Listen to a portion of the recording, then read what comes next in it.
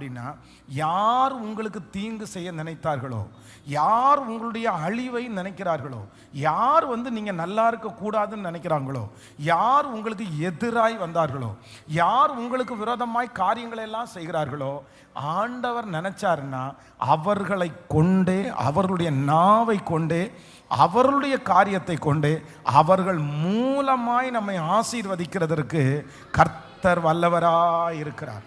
ஆமென். இது சீக்கிரமாய் உங்களுக்கு நடக்க போகிறது. இன்றைக்கு அவர்கள் உங்களுக்கு விரோதமாக இருக்கிறார்கள், இன்றைக்கு உங்களை சபிக்கிறாங்க, இன்றைக்கு நீங்கள் நல்லா இருக்கிறத அவங்க விரும்பலை, இன்றைக்கு துரத்தி அவங்க சண்டை போடுறாங்க. ஆனால் ஆண்டவர் வாக்கு கொடுக்கிறார், உங்கள் சத்துருக்களை உங்களோடு சிநேகிதர்களாய் மாற்றுகிற தேவன் மட்டுமல்ல, உங்கள் சத்துருக்களுக்கு முன்பாக ஒரு பந்தியை ஆயத்த பண்ணுகிற தேவன் மட்டுமல்ல, உங்கள் சத்துருக்களின் நிமித்தம் உங்கள் தலைகளை உயர்த்துகிற ஒரு நல்ல தேவன். இந்த சத்துரு ஒரு ஆசீர்வாதத்திற்காக தான் வந்திருக்கிறார் என்கிறத கர்த்தர் சீக்கிரமாய் கண்டுகொள்ளும்படியாய் செய்வார். இன்றைக்கு அந்த சத்துரு உங்களை விழத்தள்ளும்படியாய் கொண்டு வந்தப்பட்டவன், இன்றைக்கு அந்த சத்துரு அந்த இடத்துலேருந்து உங்களை துரத்துறதற்காக அனுமதிக்கப்பட்ட ஆள், இந்த சத்துரு என்னை நஷ்டப்படுத்துகிறதற்காக உண்டாக்கப்பட்ட ஆள் அப்படின்னு நீங்கள் நினைக்கலாம். ஆனால் ஆண்டவர் இங்கே காரியத்தை கர்த்தர் மாறுதலாய் முடிய பண்ணினார்.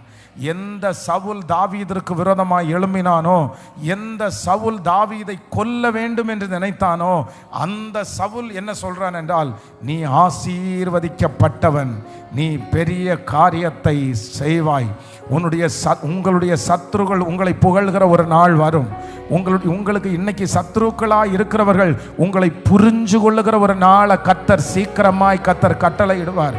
ஆமேன். இன்றைக்கு உங்களை குறித்து அவதூறு பேசுகிற சத்துருக்கள் உங்களை குறித்து பெருமையாய் பேசுகிற ஒரு நாளை கர்த்தர் கட்டளை இடுவார்.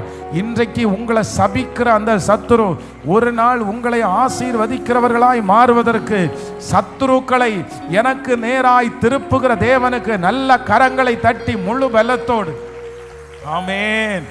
சத்துருக்களை எனக்கு நேராய் திருப்புகிற தேவன், சத்துருக்களுக்கு முன்பாக என் தலையை உயர்த்துகிற தேவன். ஹல்லேலூயா.